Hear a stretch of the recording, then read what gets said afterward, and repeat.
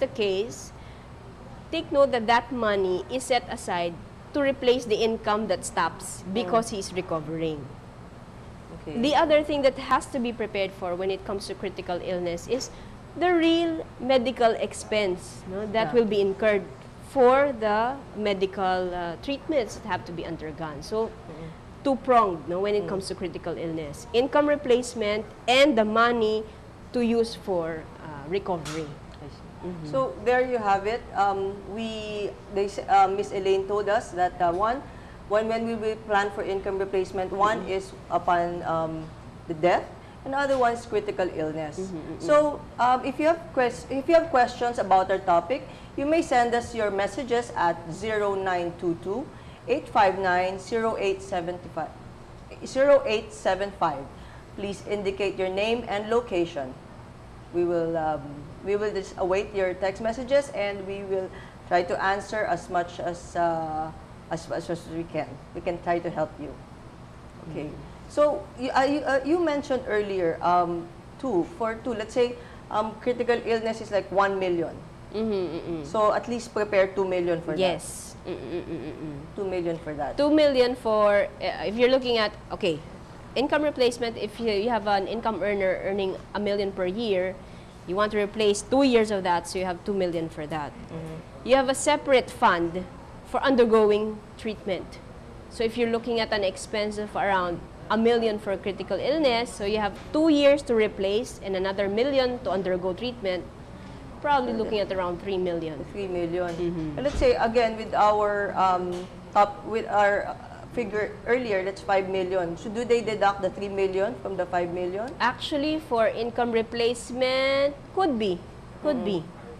But then if that happens, then the family will be needing 3 million more to maintain the lifestyle that they have. So actually, yes. So I think, so don't you think it's better to separate them?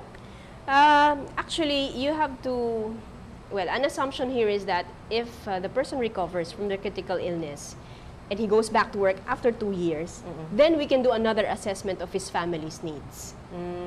Okay, so that's why when it comes to reviewing the protection of the breadwinners, it has to be done on a regular basis, no? Because assumptions could change, no, as years go by, no? Different changes in the lifestyle, in the earning capacity also of the person, so which makes him more vulnerable just in case accidents, disability, or critical illness happen. So these things have to be prepared for and reviewed regularly. So should they do this alone, or maybe they could talk to a financial advisor on how you can adjust it and plan for this, That's right? Because it's really hard if you do it alone. Because the financial advisors are trained to do these things. So viewers, when let's say someone from their financial advisors call you and get in touch with you, you know, it might be worthwhile. It will be worthwhile for you to meet with them so that eventually they can review the needs. They can do a needs analysis. That's right. So, again, if you have questions about our topic, you may send us your messages at 0922 859 0875. Please indicate your name and location. Elaine, in our in the industry now, is there a form? Is this like only insurance, or is there like an investment that comes with it as well? Okay. Our topic today, we have been talking about income replacement.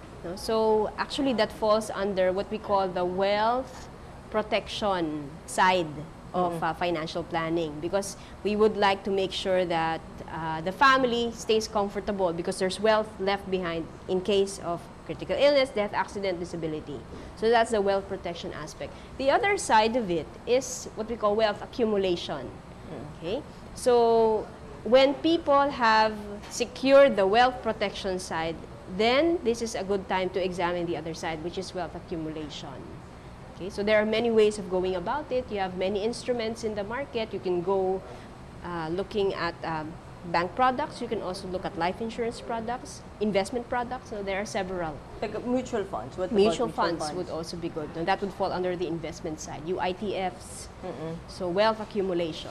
That's that's UITF, mutual funds, that the banks offer that, also, right? And yeah. investment companies. Yes. And stock then market would the also stock fall market. under that. Oh. But of course, what you're saying, the safest would always be in the life insurance Yes. industry, because it's, why is this? Okay, I'd like to highlight the typical illustration that they use when it comes to preparing both sides, wealth protection and wealth accumulation, is a house. Okay? When you build a house, you of course have to have a very strong foundation. Okay? Because when you have this strong foundation, that's where you pile bricks on top until you're able to complete the house up to the roof. If you're going to apply this illustration to wealth protection and wealth accumulation, that foundation should be wealth protection. Okay, followed by, for example, this person has some money, he is able to put some money in the bank. Then he moves up to the next level, maybe he goes for some investments, he buys properties, he probably is also able to invest in the stock market or mutual funds or UITFs or other investment vehicles. So it goes up and up all the way to the ceiling, no? Or to the roof of that house. Okay?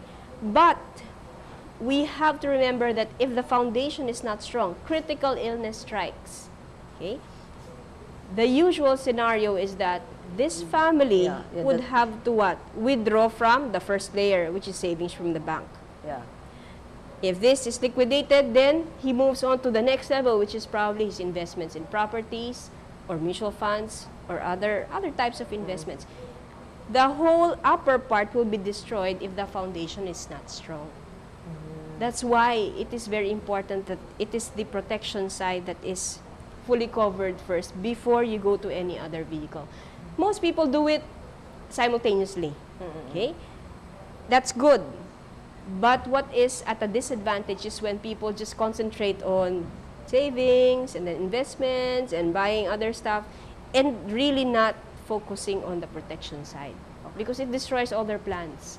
I know from the recent studies that I've read, it's only in the Philippines that they don't really believe in the protection products. Most of the money are in the banks and all that. It's good to have that money in the bank. Yes. But to create the wealth and to protect your wealth, you still have to have that foundation. That's right. And how do you do this? You only get a portion of the income, right? Yes. And it can multiply to the amount that you will need. Yes. As a matter of fact, Ro, it is only a life insurance product where you do not have to build the whole amount right up front. You just set aside a little amount and it immediately creates wealth for you. That's why it's called estate creation.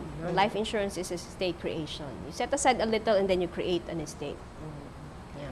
So, okay, like we've mentioned earlier, we have that 6 pillars, right? The 6 pillars of financial foundation. One is, of course, our topic is income replacement, and then also critical illness or medical protection. Of course, when all of that, you have to cover both first, right? But the first is income replacement, that's wealth protection. And then your critical illness, and then the third is, of course, the education funding for your children. So, pag natapos nyo na yan lahat, yung pag-education nyo, natapos nyo ng 21, so, pag na-plano nyo na yan, ang susunod naman natin is retirement. After retirement, when the couple is in their golden years, empty nesters na sila, so they still have to continue living and live the life that they want. Yung gusto nila na may mga apo na sila na pupunta sa kanila, bibili ng regalo, and all these things, right? And then the fifth is, I think another one that is important is long-term care. What is long-term care? Long-term care is the money that you will set aside in your old age. Let's say, what are the expenses for old age? Let's say you have nurse, you you have your yayas or nurses, and then you have your medicines, That's pampers. right. In case of my grandmother, she had a wheelchair, a 24-hour nurse, and she even had an oxygen beside her and all these things. And that all entails money. Like what we've mentioned earlier, that in every stage in our life, from the day we are born till the day we join our Creator, we will always need money. And with this, income replacement is always important and vital for every family. And so, because if you do this, then you will create the wealth. You can leave them peacefully, and you can sleep at night because you have peace of mind. Thank you very much for watching us today. We hope you can join us next week for another topic in our 6 pillars of financial security. We'd like to bring you back to our guest, Elaine. Elaine, do you have any few last words for our viewers? Well, I just want to highlight that as we are in the topic of financial planning, we have to make sure that people are prepared for 2 things. Number 1 is wealth protection. The other one is wealth accumulation. Okay, they have to be done side by side, each other.